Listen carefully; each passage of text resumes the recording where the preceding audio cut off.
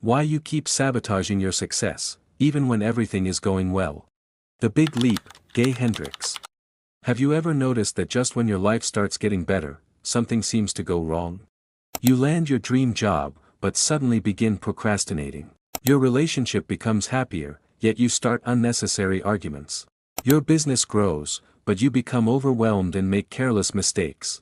According to Gay Hendricks, these patterns are rarely accidents. They are the result of an invisible psychological limit that prevents many people from experiencing lasting success, happiness, and abundance. Most people believe that the biggest obstacle to success is a lack of opportunity, talent, or hard work. They imagine that once they finally achieve their goals, happiness will naturally follow and life will become easier. Yet reality often tells a different story. Many people work tirelessly to improve their lives, only to discover that the moment things begin going well, they somehow find a way to complicate them again. Gay Hendricks begins the big leap with a fascinating observation. Human beings often have an internal thermostat for happiness and success. Just as a thermostat automatically adjusts the temperature when it rises too high or falls too low, our minds often push us back toward a level of comfort that feels familiar. If we experience more love, success, wealth, or joy than we believe we deserve, we unconsciously create problems that return us to our emotional comfort zone.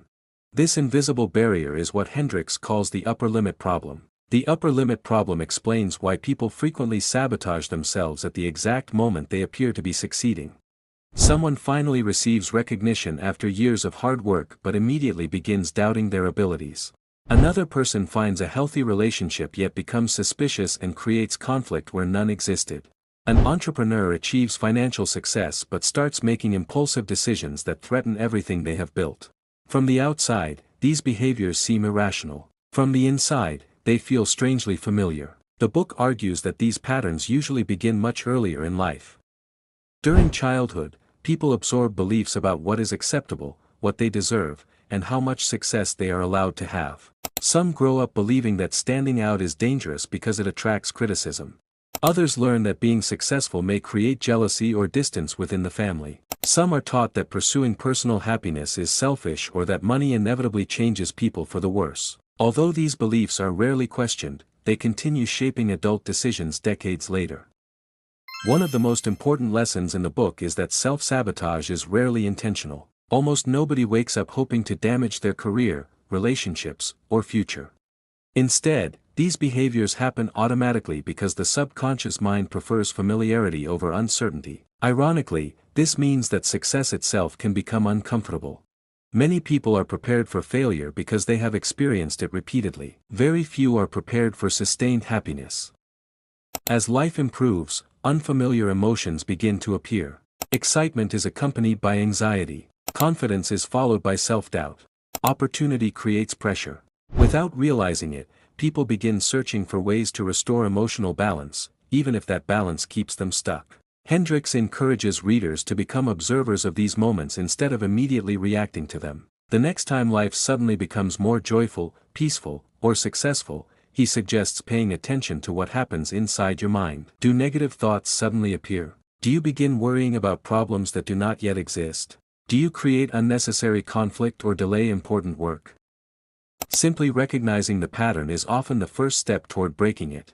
Another major concept introduced in the book is the idea of the zone of genius. According to Hendricks, most people spend their lives operating in one of four zones. The first is the zone of incompetence, which includes activities they simply are not good at. The second is the zone of competence, where they perform reasonably well but without standing out. The third is the zone of excellence, where they become highly skilled and often build successful careers. The problem is that many people stop there. The zone of excellence feels rewarding because it brings recognition, financial stability, and respect. However, Hendricks argues that it can also become a trap. People become so busy doing what they are good at that they never discover what they were uniquely meant to do. Beyond this lies the zone of genius. The zone of genius represents work that combines natural talent, deep passion, creativity, and meaningful contribution. It is the place where effort feels energizing rather than exhausting because people are doing work that aligns with who they truly are. Finding this zone requires courage because it often involves leaving behind activities that already feel safe and successful.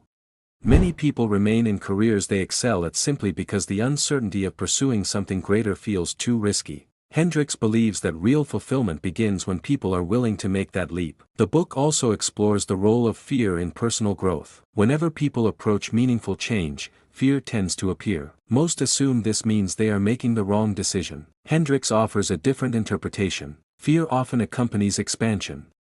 When people begin earning more, loving more deeply, expressing themselves honestly, or pursuing larger goals, they naturally enter unfamiliar territory. The discomfort they experience is not necessarily evidence of danger. It may simply be evidence that they are growing beyond previous limitations. Another recurring theme throughout the book is the importance of taking full responsibility for your life. Hendricks argues that many people unconsciously blame circumstances, other people, or past experiences for their current situation. While external events certainly influence life, lasting transformation begins when people recognize the power of their own choices. Responsibility does not mean blaming yourself for everything that has happened. It means acknowledging that your response to what has happened remains within your control. This perspective shifts attention away from helplessness and toward possibility. The book also emphasizes the value of living in the present moment. Much of human suffering comes from replaying the past or worrying about the future. Yet genuine creativity, connection, and fulfillment exist only in the present. By becoming more aware of current experience rather than constantly anticipating future problems, people create space for greater joy and clearer decision-making. As the narrative develops, Hendricks repeatedly reminds readers that abundance is not limited to money or professional success. It includes healthy relationships, physical well-being, creativity, peace of mind, and the freedom to express one's authentic self. Unfortunately, many people unconsciously believe they are allowed to have only a certain amount of happiness. Whenever life exceeds that invisible limit, they instinctively bring themselves back down. The challenge is to gradually expand that limit. Instead of asking whether you deserve success, begin asking whether you are willing to receive it. Instead of expecting something to go wrong whenever life improves, practice allowing positive experiences to exist without immediately searching for hidden problems. Instead of assuming happiness must eventually be balanced by suffering, learn to become comfortable with lasting fulfillment. By the end of The Big Leap, the reader realizes that the greatest obstacles in life are often invisible. They are not found in the outside world but in unconscious beliefs carried for years without examination. The ultimate message of the book is both hopeful and challenging. Your potential is usually much greater than your current life reflects, but reaching that potential requires more than hard work. It requires recognizing the invisible ceiling you have placed above yourself and making the conscious decision to move beyond it. Because the biggest leap you will ever make is not from failure to success. It is from believing you have limits to realizing that many of those limits were never real in the first place.